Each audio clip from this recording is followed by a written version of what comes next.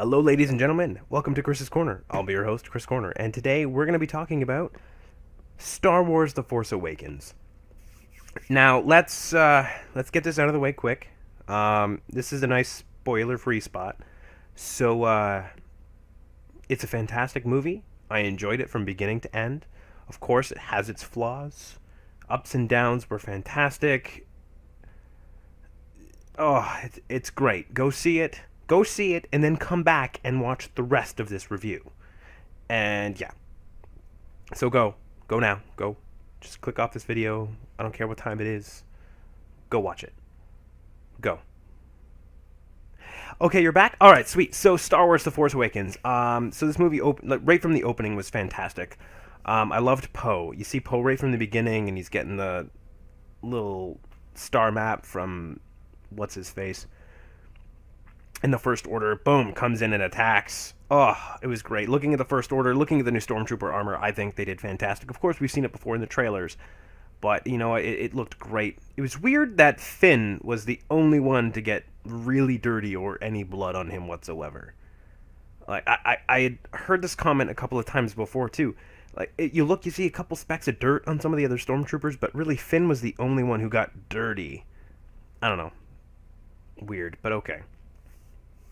But yeah, so it's very, very much feels like A New Hope.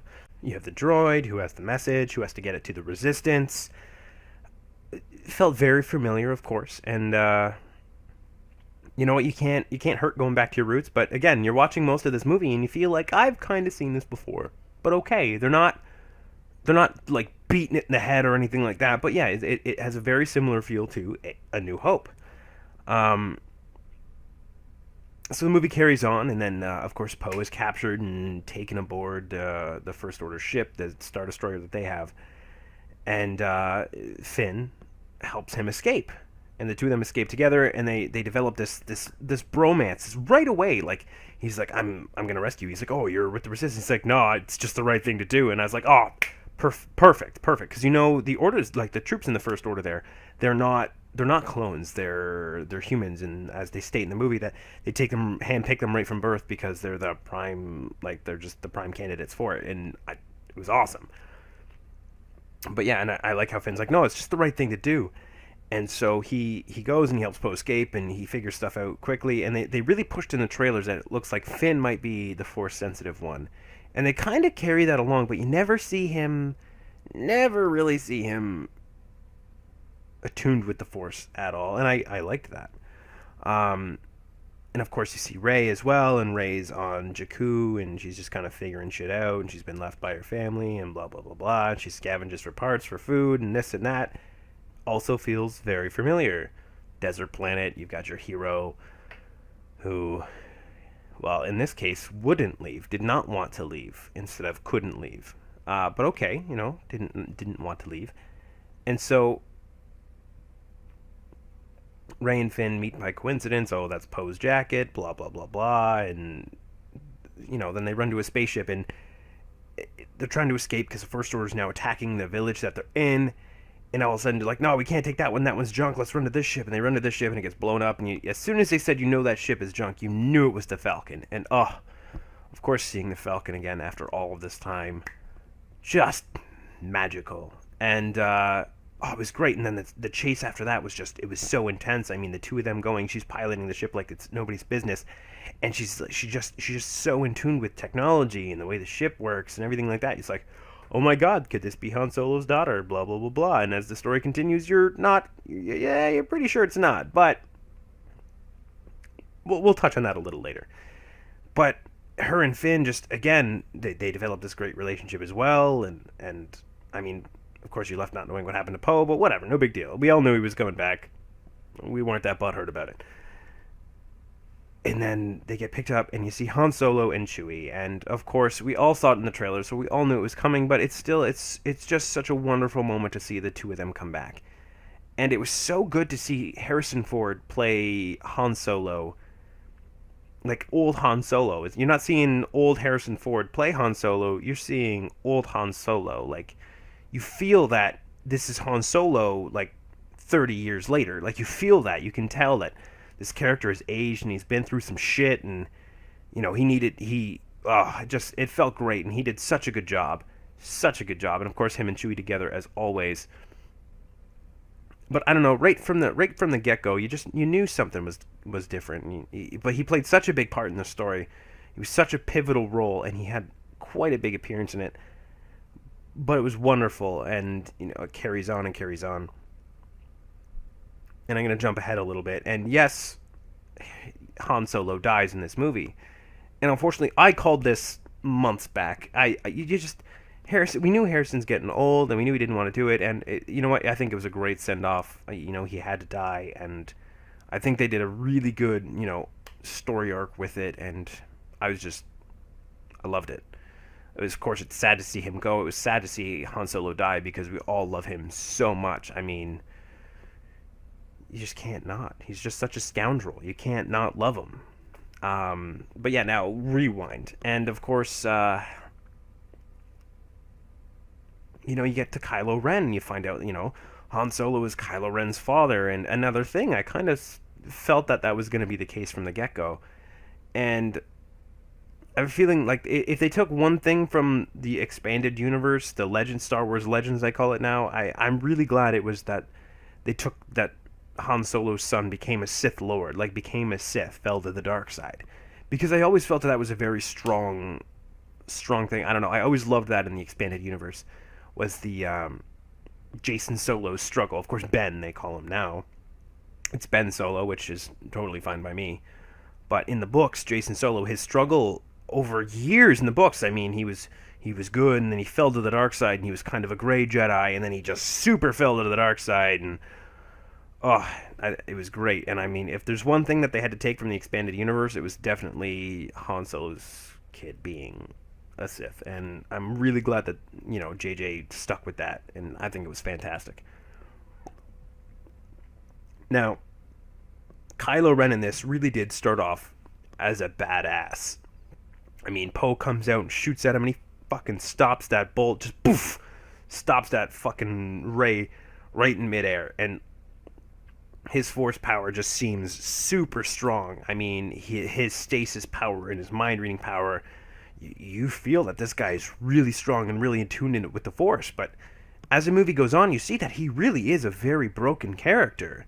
I mean, he's so torn. Like, he talks about, being pulled back to the light, but he wants to stay with the dark, and he wants to be as strong as Darth Vader, and like he's really torn back and forth between this whole thing, which ends up what leads him to killing Han Solo. And I mean, the fact that says he's not strong enough to do it himself, and he needs Han to help him, and the fact that Han just helps him do it, it was so sad to watch. But I mean, Kylo Ren was such a well-rounded character. You go into a Star Wars movie and you see the villain, and you just expect this, this villain, Palpatine, and he's, I'm evil for the sake of being evil, but I'm hiding it with a good guy face. Or Vader in the original series, you just kind of come in at the beginning. Like, when you come into A New Hope, Vader's been this big badass motherfucker for 20 years, and you can tell. But Kylo Ren, I mean, he starts off with this badass, but as you continue through, like, he has these breakdowns of just pure anger, and, that's a very Sith thing to do. But he just seems like such a broken child at some points. Like, you can feel it in him. He's just a broken child, and he doesn't know what to do. It was great. And you know what? I'm very happy with the way they did it, and I'm very happy to see in the next one, because, I mean, the way they left it off, it looks like they cut off a limb for him, which is, very Star Wars. Lose a limb, become more robotic, means you're more of a Sith, whatever. But I'm very excited to see it, so I'm super happy with the way this is going. And of course, I mean, Finn and Kylo Ren's duel was fantastic. I mean, we all knew it was coming. We saw it in the trailer, and we knew something had to happen. And you see Finn, and you see Kylo Ren, and I was very impressed with how well Finn did, considering he's not a Force sensitive. I mean, he fucking fights back. He does all right. I mean, he gets a couple nice shots in, gets some cuts in. Bravo. Not a Force sensitive, but he got some good hits in. I'm very, very proud of it. Cheers to you, Finn. And then Rey comes back. I mean, poor Finn takes this fucking nasty slice to the back, and we all think he's dead for a while, but he's not, thank God, because I mean he was a very strong character. I'd really like to see him carry through the next movies. And of course, the love interest to Rey, which is also a big deal considering she is going to be a new Jedi. And I would really like to see them, again, do something from the expanded universe where Jedi need to be able to love. They need to be able to share that love with somebody, or that's what leads them to falling to the dark side. I mean, that was a big, big thing in the expanded universe. I mean, Luke marries Mara Jade, and they have kids, and I mean, that was a big deal. Like, totally rewriting the Jedi Code from that point, and it was great. But anyway, yes, Rey comes in, and I mean, the lightsaber gets tossed, and Kylo's sitting there with his hand out, like trying to pull the lightsaber to him, and it shoots past his face, and fucking Rey grabs it and poof, turns it on. The two of them start going at it, and she's doing okay, but he's got the upper hand, and then somebody needs to train you. I could train you in the ways of the Force, and she's like, boom, the Force. Oh, I remember. And just like when she touched the lightsaber the first time earlier in the movie, when she had those visions, it's like, oh yes, she's definitely a Force sensitive. And it really kind of leads us to believe that she is also a Skywalker. But I don't think they're going with the whole, twin brother and sister that they did in the books. I really have a strong feeling that Rey might be Luke's daughter. And I'm not the only person, but this is a huge theory going around right now. But I mean, as gay as this sounds, her name is Rey. It's spelled differently, yes, but the last ray of hope for the Force. Gay, I know, but yes, the last ray of hope for the Force. I mean, Luke naming his daughter Rey, and he was the new hope, and now she's the new ray of hope. Kind of makes sense. All right, let's get on that. But the big thing for me about her being Luke's daughter was the lines you don't hear in the movie. In the trailer, you hear Luke go on that speech about, the Force is strong in my family. My father had it. My sister has it. I have it. That is never seen in the movie. Not at all. They never touch on that. And I think that's a big spoiler to that Rey is Luke's daughter. And, it would be another great reason to see why Luke exiled himself like he did in the movie. Because, he not only failed his students because Kylo killed them all and fell to the dark side and all that, but he also broke himself. He fell. He wasn't as pure as he thought he was. And I think that's something that the Jedi need to learn, and I think that's something that he himself needs to learn as well, because he wasn't trained right from he started off 20 years old starting to learn how to use the Force. So of course he still has those basic human needs. And I would really like to see them play on that. Back to the fight between Rey and Kylo. So, and then, I mean, she's standing there holding a lightsaber, and he says, oh, I need somebody to train you in the Force, and she's like the Force, and just like closes her eyes, and you can just see, you can feel, in that moment you feel that she becomes one, and she lets the Force take over, and she fights back, and she starts kicking his ass. And I've had some people say that, oh, how the fuck could that happen? I mean, he's been doing this for years, and blah blah blah blah blah blah. Sip time. How could he possibly do that? But you gotta remember, we don't really have a solid timeline on how long Kylo Ren's been alone. Right now, he is the only Sith. He's the only Jedi. He's the only Sith left. He's killed everybody else that Luke was training and this and that. There's nobody. He's had nobody to fight. He's had no real conflict for however long he hasn't. So, of course, he's going to be a little rusty. I'm 100% sure on that. I was very, very, very okay with the way that they did the fight. I was very impressed with it. Loved it. Absolutely loved it. The way it ends, I mean, Rey and Chewbacca now piloting the Falcon, going to see Luke, and R2 coming back, thank God. I mean, I shed a tear when R2 finally came back because he was in this, like, low power mode the whole time. Oh, it was so good.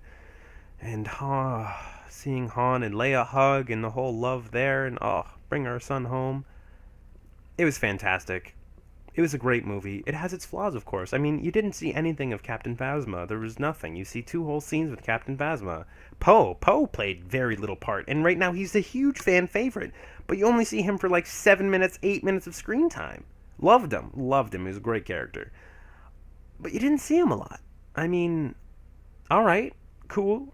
But I would have liked to see a little more. I loved seeing Matt Parkman from Heroes in it. I mean, Greg Gernberg did such a good, or however the hell you say his name, did a great little cameo piece that he had. But my favorite cameo, I have to say, in this movie was the Daniel Craig cameo. Now, I saw an article saying that Daniel Craig was in the movie. That was it. Had his little cameo. That's it. I had no idea where. I had no idea when. And I'm sitting there and waiting. And when Rey is captured on Starkiller Base and he starts speaking, and I was like, no. And then he says another sentence. It's like, oh my god, that's fucking Daniel Craig. And I was, has to be my favorite cameo so far in the movie. Has to be. Because James Bond is in Star Wars. That's all I have to say. That's it. That's it. I mean, James Bond was in Star Wars. And cheers to that.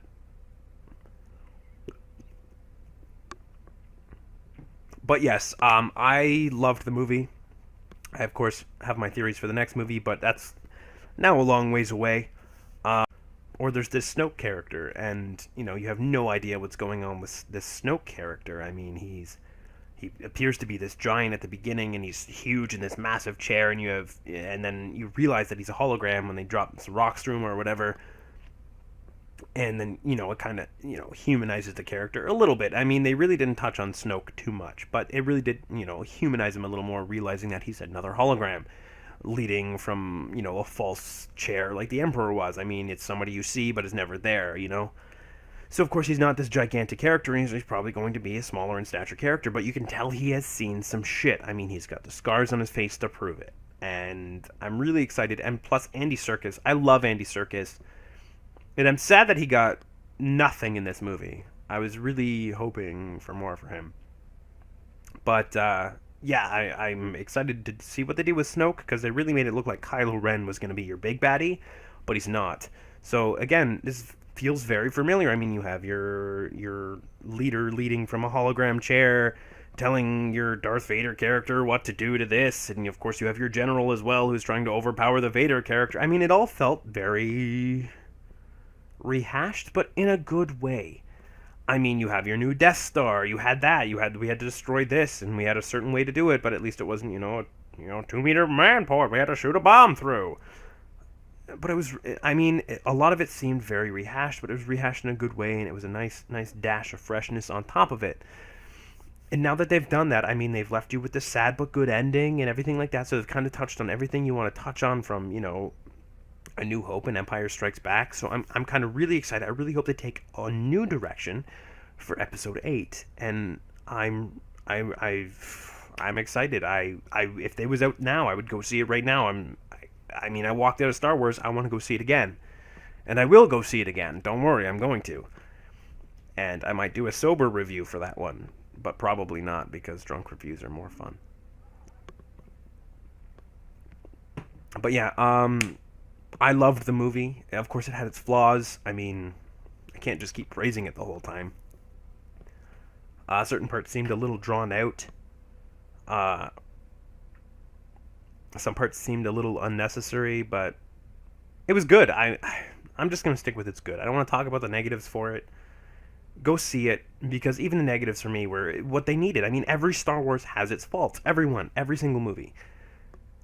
But that's what makes them so good. I mean, you can't just have pure epicness. You can't. Everything can't be great. I mean, look at Lucas tried to do that with the original trilogy, and it was fucking terrible. So I mean, it was great. It was exactly what I expected. I walked in with my my head held high, and I loved it. I hope you loved it too. Thank you for watching this Star Wars The Force Awakens review. If you enjoyed it, please hit that like button. If you didn't like it, please, well, hit that like button anyway. If you enjoyed, please share this video with your friends, and please remember, this is not spoiler-free. This is full of spoilers, and if you have seen the movie, which you should have if you watched this, please let me know what you thought of the movie. Please let me know some of your theories on what's going to happen in the next movie, which characters you loved, which characters you hated. Biggest question, did everybody love BB-8? I'm pretty sure that's what they were going for. BB-8 was adorable. They nailed it. Alright guys, well, thank you for watching. If you liked it, please hit that like button. If you didn't like it, well, hit that like button anyway. And of course, subscribe if you haven't already. Please share this video with your friends, but make sure they've seen this movie beforehand, because we don't want to spoil it for them. This is a great movie. They deserve to watch it first. Well guys, thanks for watching. Have a great night. Go watch Star Wars again. And, of course, may the Force be with you.